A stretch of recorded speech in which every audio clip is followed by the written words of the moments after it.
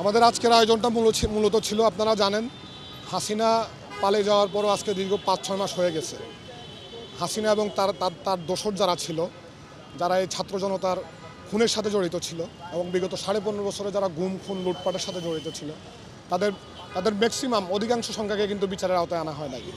আপনারা কিছুদিন আগে মানব জমিনের একটা রিপোর্ট দেখছেন যে ওবায়দুল কাদের ৩ মাস ৫ দিন বাংলাদেশে ছিল গণ অভ্যুত্থান পরিবর্তে। ৩ মাস ৫ দিন পরে উনি দেশ ছেড়ে পালিয়ে গেছে। আমরা জানতে চাই এই ৩ মাস ৫ দিন উনি কোথায় ছিল, সরকারের গোয়েন্দা সংস্থাগুলোর কাজ ছিল এবং কারা ওবায়দুল কাদেরকে আপনার সেফ এক্সিট দিল। আজকে আমাদের প্রোগ্রামের মূল উদ্দেশ্য হচ্ছে, আপনারা দেখেছেন গতকালকে খুনি হাসিনার যে গ্রাফিতি ছিল ঢাকা ইউনিভার্সিটিতে, এটা তার দোষরা মুছে দিয়েছে। আমরা তারই প্রতিবাদ শুরু, আমরা এখানে একটা গ্রাফিতি ছাপাইছি এবং এই ইন্টারিম সরকারকে মানে খুনি হাসিনার সর্বোচ্চ শাস্তি নিশ্চিত করার জন্য বলার জন্য আমরা হাসিনার এখানে প্রতীকী ফাঁসির ব্যবস্থা করছি এবং তার কুশপত্তি লেগে আমরা পড়াইছি।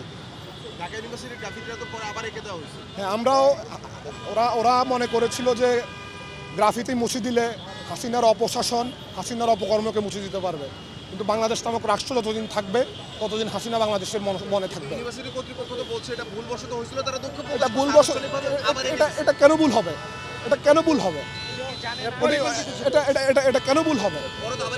পরে আবার একই দিছে, কিন্তু আপনি এটা কেন ভুল হবে? আপনি ইভেন এটা না, হাসিনার অপশাসন নিয়ে আপনি দেখবেন গণ অভ্যুত্থান পরিবর্তী বিভিন্ন দেয়ালে গ্রাফিতি ছিল, অধিকাংশ গ্রাফিতি কারা মুছছে বলেন ভাই? ভুল এক জিনিস, অন্যায় এক জিনিস। আপনি ভুল অ্যাকসেপ্টেবল, অন্যায় অ্যাকসেপ্টেবল না। এটা ভুল ছিল না, এটা অন্যায় ছিল। বিগত দিনে স্বৈরাচার শেখ হাসিনা এই দেশে কী করেছে না করেছে এটা আমরা 16 কোটি জনগণ জানি। তার ফলশ্রুতিতে জুলাই গণ অভ্যুত্থান সংঘটিত হয়, সেখানে আমি নিজে একজন গুলিবিদ্ধ সৈনিক। প্রায় 2000 লাশের উপরে যে স্বাধীনতা আমরা অর্জন করেছি, বিগত 5 মাস অতিবাহিত হয়ে গেল, কিন্তু আমাদের বর্তমান যে সরকার দেখার মতো, বলার মতো অথবা স্পষ্ট এখন পর্যন্ত দৃশ্যমান কোনো পদক্ষেপ নেয় নাই স্বৈরাচার শেখ হাসিনার বিরুদ্ধে।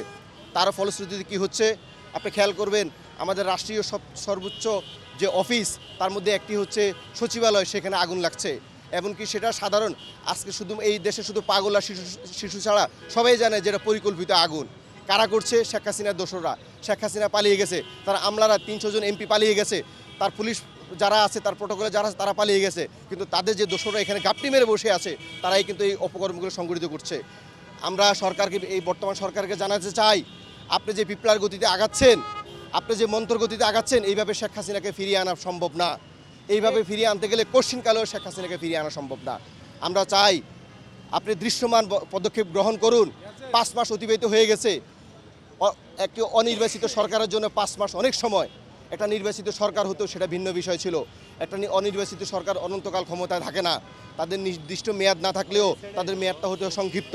এই সংক্ষিপ্ত সময়ের মধ্যে 5 মাস অনেক সময়। এই 5 মাসের ভিতরে শেখ হাসিনাকে ফিরিয়ে আনার জন্য যে পরিমাণ দৃশ্যমান ব্যবস্থা নেওয়া দরকার, সেগুলো এখন পর্যন্ত নেওয়া হয় নাই।